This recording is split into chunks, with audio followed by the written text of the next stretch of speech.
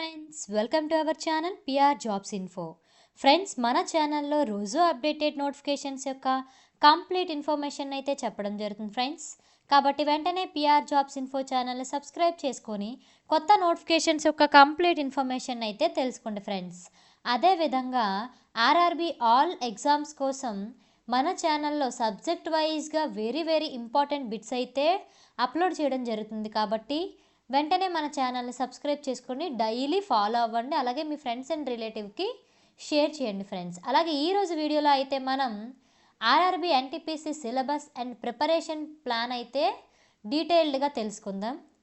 Dear students, మనకి ఎన్టీపీసీకి సంబంధించి notification అయితే ఉంది కదా, ఆల్రెడీ అందరూ ప్రిపేర్ అవుతున్నారు కదా. ఎన్టీపీసీకి సంబంధించి సిలబస్పై మనకి అవగాహన ఉండాలి. అంటే రైల్వే అన్నింటికీ ఒకటే ప్రిపరేషన్ అని చెప్పి అందరికీ ఒక ఆలోచన ఉంటుంది, అది నిజమే. కానీ మనకి ఉన్న సిలబస్లో ఏ అంశాలు మనం తెలుసుకోవాల్సిన అవసరం అయితే మనకుంది. మనం ఒకసారి డిస్కస్ చేసుకుందాం. అసలు వాస్తవంగా సిలబస్ ఏమిచ్చాడు, ఇక్కడ నోటిఫికేషన్లో ఏ సిలబస్ ఇస్తాడు.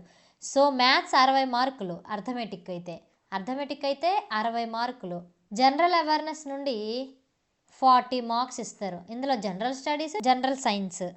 సో ఇక్కడ ఏంటంటే సైన్స్కి ఒక ప్రత్యేకమైన మార్కులు అయితే ఉన్నాయి, జనరల్ అవేర్నెస్కి అయితే ప్రత్యేక మార్కులు ఉండవు. టోటల్ అన్నీ కలిపే 40 మార్క్స్ అయితే మనకి ఇవ్వడం జరుగుతుంది. మరి 40 మార్క్స్ గాను వీళ్ళు సెంట్రల్ ఎంప్లాయ్మెంట్ నోటిఫికేషన్ ఇచ్చినటువంటి పొందుపరిచినటువంటి సిలబస్ ఏంటి, అసలు అందులో ఉంచిన సిలబస్ ఏంటి అసలు తెలుసుకుందాం అనేది ఇక్కడ పాయింట్. అయితే మరి ఈ మార్కుల్లో 40 మార్కుల్లో సైన్స్ ఎన్ని, కరెంట్ అఫైర్స్ ఎన్ని, జీకే ఎన్ని అని పర్టికులర్గా చెప్పలేము ఎన్టీపీసీ విషయంలో. ఎందుకంటే వాళ్ళు ఏమన్నారంటే ఈ ప్యాటర్న్ ఏదైతే ఉందో it is indicative pattern. Persons in railway అంటే ఇది ఇండికేటివ్ ప్యాటర్న్, అంటే ఇలా ఇవ్వచ్చు అని చెబుతున్నాను తప్ప క్వశ్చన్ నెంబర్ అనేది మార్చొచ్చు. మ్యాథ్స్ 60 ఉండకపోవచ్చు, 40 ఉండవచ్చు, దానికి బదులుగా ఇది 60 ఉండవచ్చు, ఏదైనా మార్చచ్చు. అయితే ఇక్కడ మనకి సెంట్రల్ ఎంప్లాయ్మెంట్ నోటిఫికేషన్లో జనరల్ అవేర్నెస్కి సంబంధించి ఎన్టీపీసీకి సంబంధించిన వాళ్ళు పొందుపరిచిన సిలబస్ ఏంటనేది మనం ఇప్పుడు తెలుసుకుందాం ఫ్రెండ్స్. మొదటగా కరెంట్ అఫైర్స్ సంబంధించి జాతీయ స్థాయిలో ఉన్నటువంటి, అదేవిధంగా అంతర్జాతీయ స్థాయిలో వార్తల్లో ఉన్నటువంటి అంశాలు ఏమున్నాయో, అండ్ గేమ్స్ అండ్ స్పోర్ట్స్, ఆటలు క్రీడలు, తర్వాత ఒక రాష్ట్రానికి సంబంధించిన నృత్యం, అదే డ్యాన్సెస్, అలాగే సంగీతం మరియు పెయింట్స్, ఇతర కళలన్నీ ఉంటాయి. ఈ కళలన్నీ గురించి ఏమున్నాయి అనేది ఆర్ట్ అండ్ కల్చర్ ఆఫ్ ఇండియాలో అయితే ఇవి ఉంటాయి. Indian literature, movements and place of India, ఇందులో అయితే ఏముంటాయమ్మా, పుస్తకాలు, బుక్స్ ఎవరు రాశారు, ఇవన్నీ ప్లేస్ల గురించి అయితే చారిత్రక కట్టడాలు, తాజ్మహల్ ఎక్కడుంది, చార్మినార్ ఎక్కడుంది, లేకపోతే హంపి ఫెస్టివల్ ఏ స్టేట్లో చేస్తారు, హంపి కోట ఎక్కడుంది, కర్ణాటకలో విగ్రహాలు, ఎల్లోరా, అజంతా ఎక్కడున్నాయి, ఇలాంటి అంశాలు అయితే మనకి ఆర్ట్ అండ్ కల్చర్లో అయితే అడగడం జరుగుతుంది. India literature, monuments and places of ఇండియాలో ప్లేసెస్ అంటే అదేవిధంగా ప్లేసెస్ ఆఫ్ ఇండియా, ఫేమస్ ప్రదేశాలు ఏమున్నాయో ఆ ప్రదేశాల కోసం అయితే అడగడం జరుగుతుంది. And next general science and life science up to 10th CBSE, general science and life science up to 10th CBSE, NCERT science 6 to 10th syllabus. NCERT అంటే బుక్ పేరండి, సిబిఎస్ఈ అంటే సిలబస్ పేరు, ఓకేనా. ఈ మనకి 6th to 10th క్లాస్ వరకు ఉన్న subjects ఉన్నాయి కదండి, అందులో అడిగే ప్రశ్నలు అయితే జనరల్ సైన్స్ నుంచి అడుగుతారు.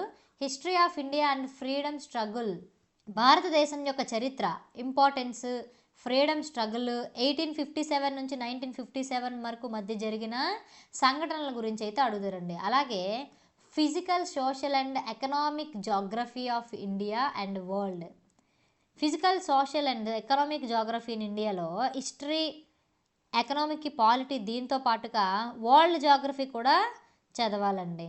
అలాగే Indian polity and governance, constitution and political system, ఇందులో భారతదేశం యొక్క రాజనీతి శాస్త్రం మరియు ప్రభుత్వ పరిపాలన, రాజ్యాంగ, రాజకీయ వ్యవస్థ, అలాగే పాలిటీ పార్ట్లో ఇవన్నీ కవర్ చేసుకోవాలండి.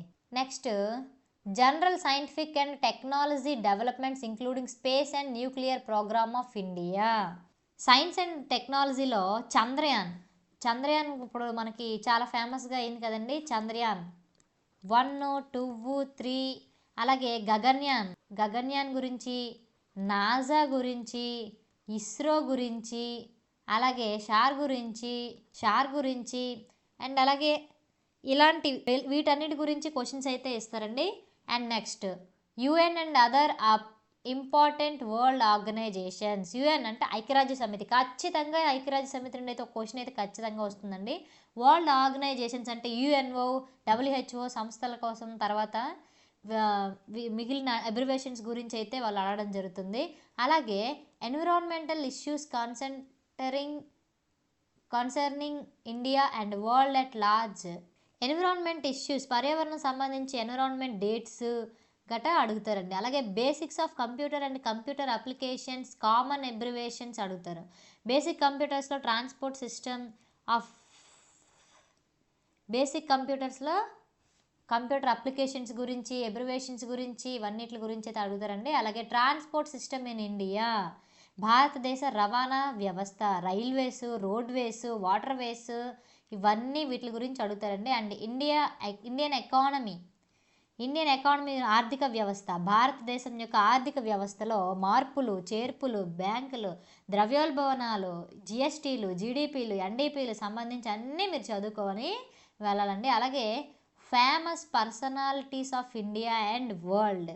ఫేమస్ పర్సనాలిటీస్ ఇది స్టాటిక్ జీకే. అదేవిధంగా గవర్నమెంట్కి సంబంధించిన ఎగ్జాంపుల్ వచ్చేసి ప్రధానమంత్రి ఉజాలా ఈ ప్రోగ్రామ్స్ అన్నీ ఉన్నాయి కదండి. అంటే ఇప్పుడు ఉజాలా అంటే ఎల్ఈడి బల్బులు ఇస్తామని, ఉజ్వల అంటే గ్యాస్ ఇస్తామని, ప్రధానమంత్రి ఆవాస్ యోజన, ఇలాంటి రకరకాల స్కీమ్స్ ఉన్నాయి కదా. స్వయం సేవక సంఘాలు, అనేక ఉపాధి కార్యక్రమాలు, అవన్నీ రాజీవ్ గాంధీ పథకాలు, ఇందిరాగాంధీ పథకాలు, అన్ని అంశాల గురించి అయితే వీటిలో చదువుకోవాలి. అలాగే నెక్స్ట్ ఫ్లాగ్షిప్ గవర్నమెంట్ ప్రోగ్రామ్స్ అంటే ఇవన్నీ వస్తాయండి. తర్వాత flora and fauna of India అంటే ఇప్పుడు దీంట్లో అయితే మనకి flora and fauna of India, అటవీ మరియు వృక్ష సంపద, భారతదేశంలో ఉన్నటువంటి వృక్ష సంపద కోసం అన్నిటి గురించి అయితే అడగడం జరుగుతుందండి.